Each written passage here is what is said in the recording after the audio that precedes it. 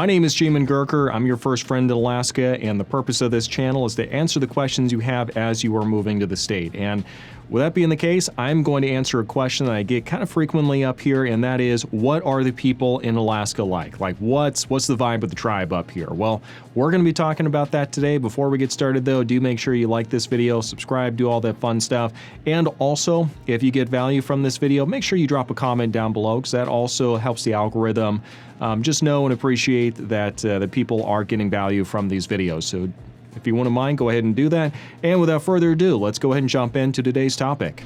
So what kind of people are Alaskans? You know what? I would say one factor that I always, that kind of amuses me when I go to different areas is just seeing how quickly, when you're visiting with them, they say, okay, well, I need to get going. Do they actually get up and walk out, and like 30 seconds after they say, I'm gonna get going, they're gone? Or are they the type that gets up and just kind of slowly meanders, like it's almost like a process where it takes them about 30 minutes to an hour to actually get out the door, where they just kind of stop and like have different conversations like in the entire process? Alaskans are a little bit more of the slow meandering to the door type, but you know, not nearly as bad as folks that I've noticed from the Midwest. So we'll leave it at that. Or you know what, Texans are horrible at that. You can spend 3 hours on somebody's entryway trying to get out. But we'll go ahead and talk a little bit more here. It's really going to be area specific that you're looking at, because there is such a distinction between just the personalities of the people who are attracted to certain parts of the state. Now, the second main place that we're going to talk about in South Central is Wasilla. Now, Wasilla is a town that's the people there, they're trying to be left alone, but they've also got your back when you need help. You know, there's not really a sense of like really tight-knit community over there, because it's not a super small town, but it's also not super big like Anchorage either. So you do still kind of get that small town feel to it. There's a lot of traffic and a lot of comings and goings through Wasilla, and so that kind of makes it feel more congested and a little bit more busy than it actually is. But it's kind of a small town that does have a lot of amenities that you wouldn't necessarily expect to have for that small town, just because it's really becoming the hub of the entire Mat-Su Valley, and over 100,000 people, you know, live in the Mat-Su Valley. And so for that reason, you see the Wasilla has a lot more amenities and such to offer. Now, like I said, these folks here, they usually prefer to be left alone. I do see like the community aspect, they're more likely to kind of know their neighbors or know of their neighbors. They still kind of prefer to be left alone. You can get certain areas in there where people are really close, and people are actually getting out and meeting folks and getting plugged into groups and everything. There's definitely kind of a shifting in the culture of Wasilla, where I think it is going to start to become more and more civic minded as we get centralized planning, and intentionality really comes into focus for the development phase of this city. But for the time being, that's kind of the vibe of the tribe in Wasilla.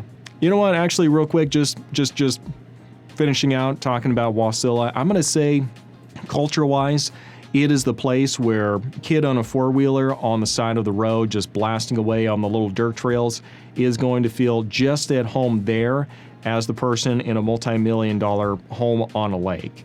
So it just really kind of runs the gambit, and you meet a lot of people out there. But you know, it's kind of I'm gonna say it's almost like the Wild West as far as the development goes in Alaska. This is actually where the most homes are being built right now, because this is where the most development is occurring. And so there definitely is an energy there. And with that being the case, you know, we'll just see how that dynamic really does impact the overall culture. All right, going to Wasilla's neighbor, we are going to look at Palmer now. Also, you know, that's whole slogan is Alaska at its best. And Palmer really does have a small town feel to it, because they are very intentional about keeping a small town. and there's development, all that. You do have one big box store there, Fred Meyer's, but for the most part, it's kind of smaller businesses that are out there, and the vibe of the people there is that there's a lot more sense of community there in Palmer than what I see in most other places. They've got the Colony Days Parade, they've got Santa's Workshop, they've got obviously the State Fair and everything that's there.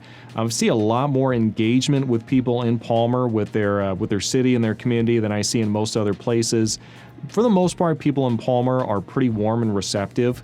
They are pretty guarded about any kind of new development coming in, though, because a lot of those small businesses are people that you actually do know, and so there is kind of a sense of defensiveness and trying to make sure that your people that you've built relationships with over the years aren't going to have their businesses put out of business.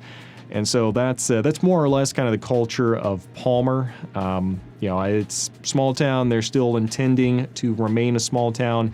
There's still development that's going on around there, but I don't really foresee that having a big impact on the entire town's culture moving forward. You know what? Okay, quick last thought. Same thing with Wasilla. I'm going to give you one last thought here on Palmer. With Palmer, you're actually going to see it's like a really good combination of a lot of people on four-wheelers and just some redneck nonsense going on out there with four-wheelers and loud machinery and all that. And also you see you have kind of an agricultural vibe out there as well. And then you can kind of get some really wealthy people in there as well.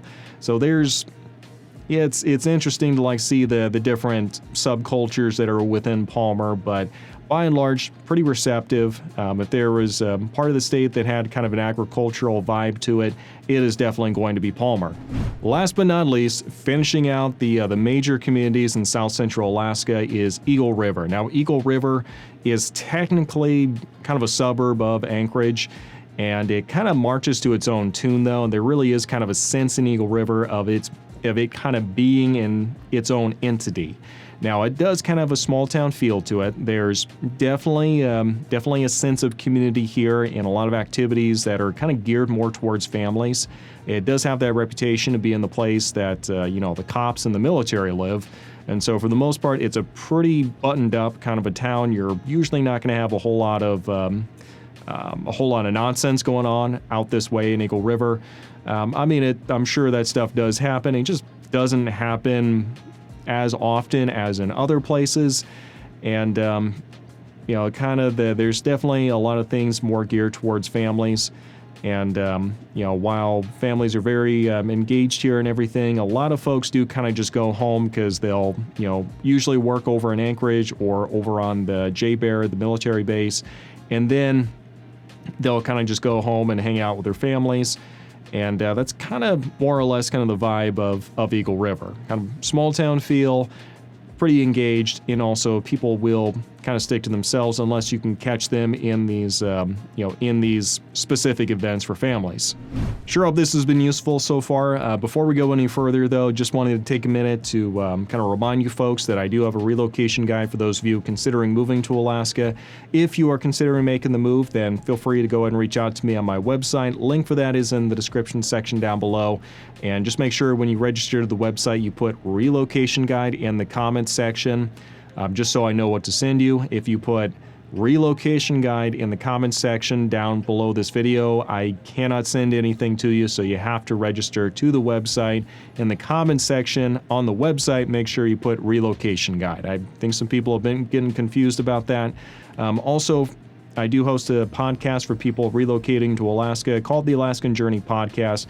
I talk with people who've recently moved up here or people who've lived here for a long time and talk about issues that are important to you, someone considering moving up here. If that's something that would benefit you, do make sure you go check that out. Link for that is in the description section down below. Now, let's go and finish up today's video. Now that we know the different cultures in South Central Alaska, how exactly you can start fitting into these different cultures. Well, the first thing that I would say is it's really not rocket science. If you're trying to really plug into these communities and really start to meet people and get to know people, in whatever area it is that you're looking at. One of the best ways you can do that is just by socializing as much as possible. Get into the Facebook groups and really start reaching out, talking to people. Go and start doing activities, and I can almost guarantee you those friends are going to follow just as a byproduct of that. Now, also, we do host a meetup for people who have recently moved up here. That's just something we do every month where we'll go do something really simple. Usually it's something like, I don't know, sledding, hiking, ice fishing, just stuff like that. Just an opportunity to kind of sit down and talk with people who have recently moved up here as well, and kind of give you that opportunity to kind of socialize. And, that's something we do offer for folks that are they're moving up here. So that's another opportunity as well. But really plugging into those Facebook groups that are focused more on activities, churches, that's a great place to kind of get plugged in. If you have causes that you're really passionate about, that's another place that's really good to get plugged in. So the big thing is just find some activity that you can really focus on, and that really does make it a lot easier to interact and kind of meet Alaskans, because a lot of them will, they're kind of a little bit more private, and they're usually just not going to go out of their way to necessarily go out and meet you. So you need to make sure you kind of stack the deck in your favor and find activities that's going to put you in contact with people.